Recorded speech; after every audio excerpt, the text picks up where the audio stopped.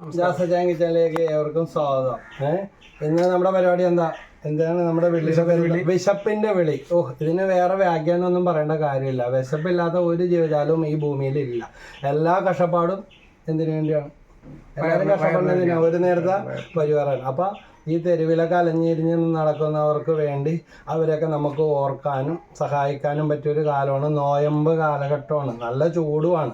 അപ്പോൾ ഇന്ന് പത്രത്തിൽ വന്നൊരു കാര്യം കഴിഞ്ഞ ദിവസം പിടിച്ചില്ലേ, അതായത് 2 ലക്ഷം രൂപ വിലയുള്ള ഐഫോൺ എവിടെ നിന്ന് കിട്ടി? വഴിയിൽ അലഞ്ഞിറങ്ങി നടക്കുന്ന ആൾക്ക് അയാൾക്ക് ഐഫോണാണ്, അതിൻ്റെ 2 ലക്ഷം ഒന്നും അറിയില്ല. അയാളുടെ ഭാണ്ഡത്തിൻ്റെ വഴിയിൽ നിന്ന് കിട്ടിയപ്പോൾ പുള്ളി അതെടുത്തിട്ട് കാനേഡിയൻ മലയാളികളുടെ കാണാതെ പോയ ഫോൺ ഇയാളെ മുടിവെട്ടി കുളിപ്പിക്കാൻ തെരുവോരം പ്രവർത്തകൻ മുരുകൻ വന്നപ്പോഴത്തേക്കും അയാളുടെ ഭാണ്ഡം പരിശോധിച്ചപ്പോഴാണ് അയാൾ വഴിയിൽ നിന്ന് എല്ലാം കിട്ടുമ്പോൾ പിറക്കി ബാങ്കിൽ ഇതിടും. ഒരു മാനസിക സ്ഥിരതയില്ലാത്ത ആൾ നമ്മൾ കണ്ടിട്ടില്ലേ, കുപ്പിവളയും വളപ്പൊട്ടും മിഠായി കള്ളാസും അതുപോലെ. അപ്പം ഇങ്ങനെയൊക്കെ അലഞ്ഞിരിഞ്ഞ് നടക്കുന്ന അവർക്കൊരു സാന്ത്വനമാണ്. എല്ലാം കഴിഞ്ഞിട്ട് നമുക്ക് ഒരാളെ സഹായിക്കാണ്ട് പറ്റില്ല. അപ്പോൾ Ernakulam Janamaithri police north station saint Mary's Premasree ജാസച്ചായ എൻ്റെ സംയുക്തമായിട്ടാണ് നമ്മൾ വീണ്ടും ഭക്ഷണപ്പൊതിയായിട്ട് പോകുന്നത്.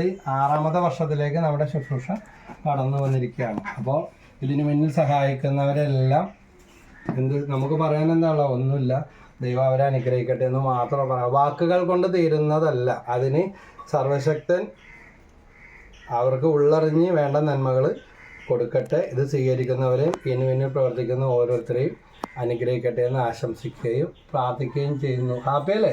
ഇതിനൊക്കെ വലിയൊരു പുണ്യപ്രവൃത്തി ഭൂമിയിൽ വേറെ ഇല്ല. ഉണ്ണാൻ കൊടുക്കാൻ പറ്റില്ല, ഊട്ടുവരെ കാണിച്ചു കൊടുക്കണമെന്ന് പറയും. അപ്പം നമുക്കിത് ഇവരിലോട്ട് എത്തിക്കാൻ പറ്റുന്നത് നമ്മൾ ഇതിൻ്റെ ഇടക്കുള്ള ഒരു ഉപകരണം മാത്രമാണ്. പക്ഷെ അതൊരു വലിയ അനുഗ്രഹകരമായ പ്രവൃത്തിയാണ്. ഓക്കെ, ശരി. അപ്പം നമുക്ക് കണ്ടിന്യൂ ചെയ്യാം.